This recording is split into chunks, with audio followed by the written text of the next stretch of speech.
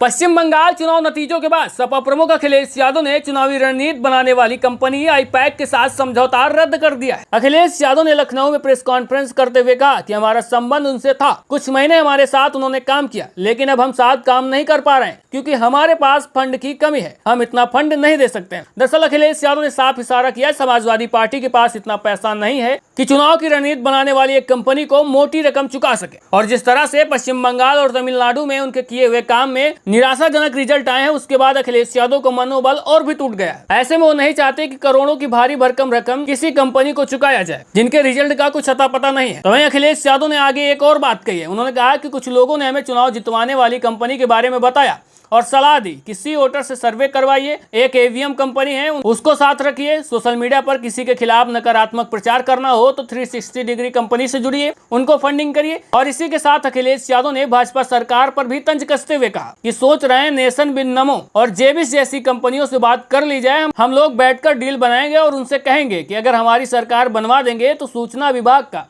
90% budget आपको दिलवा देंगे। यानी आप समझ सकते हैं कि जिस तरह से Bharatiya Janata party media channels को ढेर सारी चुनावी तंत्र में काम आने वाली एजेंसियों को मोटा भारी भरकम रकम देती है, वहीं आपको बता दें कि जिस कंपनी के साथ अखिलेश यादव ने समझौता रद्द किया है वो आईपैक कंपनी पश्चिम बंगाल में ममता बनर्जी की टीएमसी के लिए कैंपेन देख रही थी और यूपी में 2027 के लिए अखिलेश यादव ने अपनी चुनावी रणनीति का काम आईपैक को सौंप रखा था और आईपैक ही तमिलनाडु में डीएमके के लिए अभी काम कर रही थी और दोनों जगह परिणाम निराशाजनक थे। ऐसे में अखिलेश यादव का भरोसा इन कंपनियों से टूट गया है। वहीं आपको बता दें कि उत्तर प्रदेश में 2027 में होने वाले विधानसभा चुनाव के लिए अखिलेश यादव ने आईपैक के साथ करार किया था। जानकार बताते हैं कि तमिलनाडु के निवर्तमान मुख्यमंत्री एमके स्टालिन और पश्चिम बंगाल की मुख्यमंत्री ममता बनर्जी के कहने अखिलेश यादव को आईपैक हायर करने की सलाह दी थी। तो वहीं दिसंबर में अखिलेश यादव ने आईपैक के पदाधिकारियों के साथ दिल्ली में हाई लेवल की मीटिंग भी की थी। जब बंगाल गए थे तो दोबारा उनकी मुलाकात उनके साथ हुई थी। इसके बाद समाजवादी पार्टी ने आईपैक को हायर किया था। सूत्रों के मुताबिक आईपैक को चुनावी अभियान के साथ साथ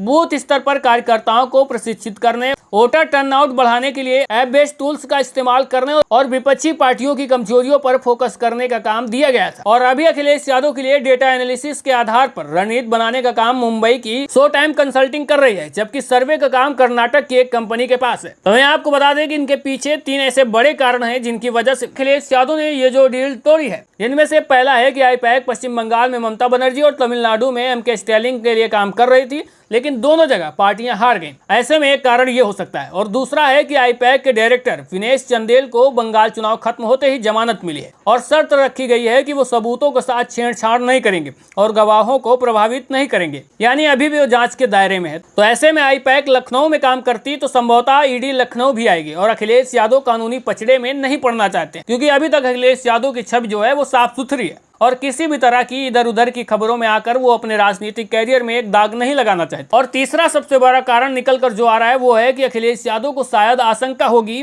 कि आईपैक के साथ अगर उनकी विधानसभा चुनाव की प्लानिंग ईडी और केंद्र सरकार तक साझा हो सकती है, तो ऐसे में समाजवादी पार्टी का खेल 2027 में बिगड़ सकता है। क्योंकि जब पूछताछ ईडी करेगी तो जो अधिकारी रहेंगे वो अपनी बात करेंगे, बताएंगे कि कैसे हम क्या प्लानिंग कर रहे हैं, और अगर वो प्लानिंग कहीं भारतीय जनता पार्टी तक पहुंच गई तो उसका एंटीटोड भी वो ढूंढ लेंगे और उसके बाद चुनाव में हरा भी देंगे। तो ऐसे में अगर सीक्रेट प्लानिंग करना है तो अपने पार्टी के नेता और कार्यकर्ताओं के साथ ही करना होगा, किसी कंपनी के भरोसे नहीं रहा जा सकता। और शायद ये बात अखिलेश यादव को समझ में आ गई है, इस वजह से उन्होंने आईपैक के साथ समझौता रद्द कर दिया। रही बात प्रशांत किशोर की, तो प्रशांत किशोर आईपैक में जब थे तब अच्छा खासा कमाल किया था, लेकिन जब से आईपैक के साथ प्रशांत किशोर नहीं है तब से उनका रिजल्ट निराशाजनक ही दिखाई दे रहा है। हालांकि प्रशांत किशोर खुद अपने चुनाव में बहुत कुछ खास नहीं कर पाए हैं, ज्यादातर सीटों में उनकी खुद की पार्टी की जमानत जब्त हुई थी। ऐसे में वो क्या रणनीति बनाते हैं, क्या काम करते हैं, ये वो जाने। लेकिन इतना जरूर कहूंगा कि जनता के मूड और मिजाज को अपने हिसाब से चलाना कंपनियों की बस की बात नहीं है। वैसे आपको क्या लगता है, आईपैक के साथ समझौता तोड़कर अखिलेश यादव ने सही किया या गलत? कमेंट बॉक्स में जरूर बताइएगा। और साथ में अगर मेरे द्वारा दी गई जानकारी आपको अच्छी लगी है तो वीडियो को ज्यादा से ज्यादा लाइक और शेयर करके